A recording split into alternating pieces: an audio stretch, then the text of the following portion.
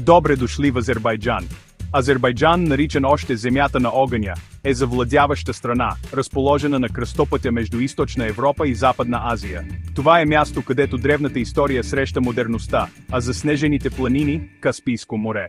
Азербайджан е скрито съкровище, място, което мнозина все още не са открили.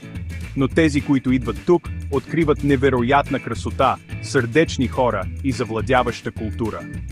От оживените улици на столицата Баку до спокойните селски пейзажи, Азербайджан има по нещо за всеки.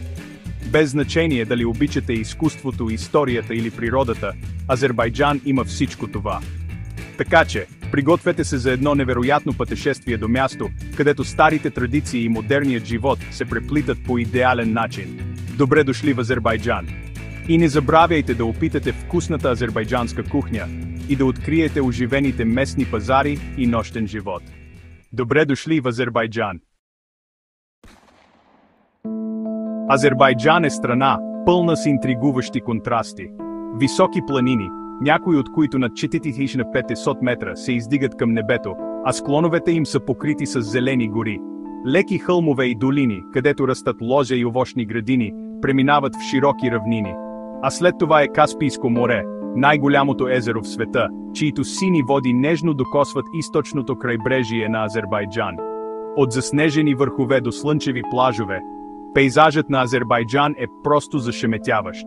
Столицата на страната, Баку, се гордее с модерна архитектура, като например кулите на пламъка, което още повече подчертава контрастите на тази страна.